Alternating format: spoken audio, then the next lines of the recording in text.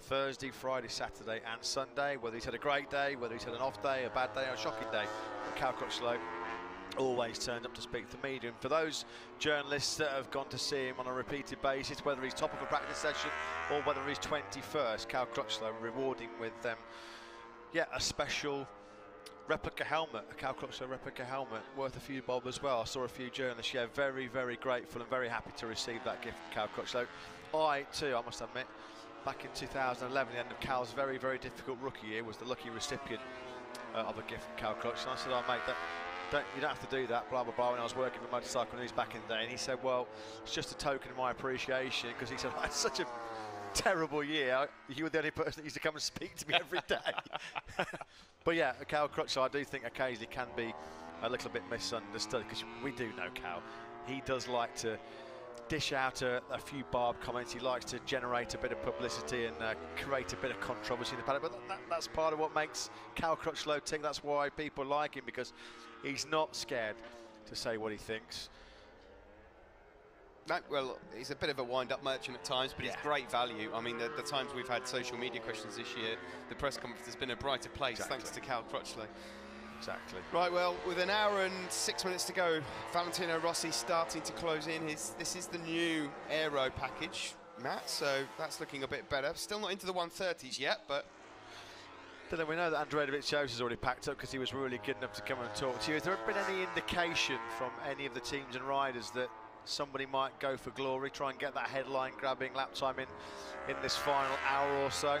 At the moment, we're not seeing anyone go out on that softer option rear. I remember last year, actually, quite a few people were reluctant to do so, because it kind of interrupted their testing cycle, so to speak. I will keep an eye out now, but as we know, Michelin just telling us that there are some riders still testing their new soft option tyre, which we know has more grip and more drop-off, as Piero Taramasso said. The only slight downside is, and it's a bit of a shame for the TV viewers and myself, it's not painted with a white line on the side. Thanks for that, Dylan. We're looking at Valentino Rossi here, about to post another fastest laps, 9th quickest in the session so far. So perhaps Valentino just trying to squeeze a fast one in here towards the end. Yeah, interesting there, wasn't it? Listening to Piero Taramasso, the new boss of Michelin, of course, with Nicolo Guber stepping aside after the Valencian Grand Prix. A long and distinguished career for Nicolo Guber, 28 years, I believe he spent in Michelin. Crucial in their recent success in 2- and 4-wheel motorsport, Nicolo Guber. So we wish him well in his new venture, of course, heading up the new electric racing series for Dorna in the future. Rossi is on the move, isn't he? 30.9 out on brand new rubber, isn't he? A crucial test, as I was saying, Piero Taramasso. Jerez with that new surface, Steve. That's going to be a really important 2 days next week, as they try and get some crucial information on the new surface ahead of the Spanish Grand Prix next year. Yeah, that will be a crucial test, and we heard from Dovizioso it'll be crucial for them as well, because it's another tight and twisty circuit, and traditionally one that Andrea Dovizioso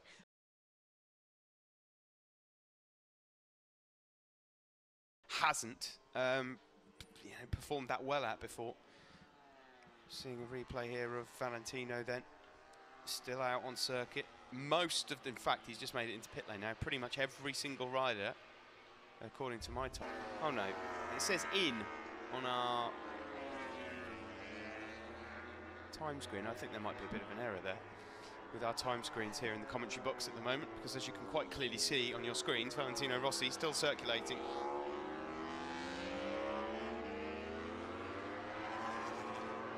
So will anyone challenge the 30.2 in this session, or ultimately the 30.189 that Maverick Vinales set yesterday? That's the question. I'd be rather surprised, Matt, if someone didn't fancy a pop at it. Although, if they're going to do it, they'd want to do it pretty quickly, because these days do set in quite fast. Dylan. And this is quite interesting, Steve, because you managed to spot it absolutely right. Valentino Rossi, before we came on this break, before Lucio Cecchinello was talking to us, Valentino Rossi was exclusively working on two 2016 chassis machines. Now, Maverick Vinales, he earlier on was running the 2017 chassis with the aero package as well. But Valentino Rossi, the run he's done right now, that is with the 17 chassis plus what you might call the 18 style fairing.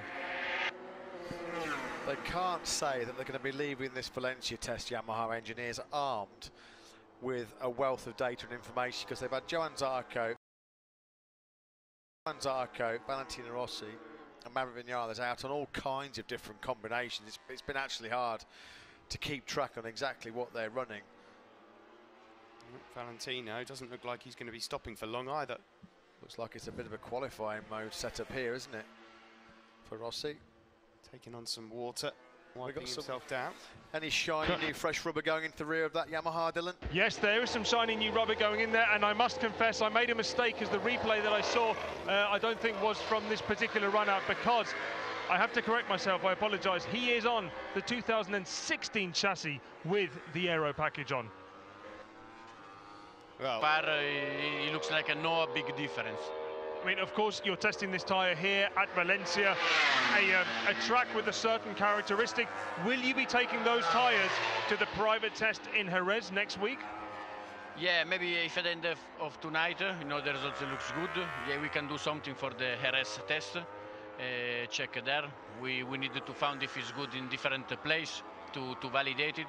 But Jerez, the main objective is to check the new asphalt. You know, they make the new asphalt, so we want to see if the wear level, if the grip level is much more compared to before. Finally, Piero, from all the things which you're learning at this test, are we going to see lots of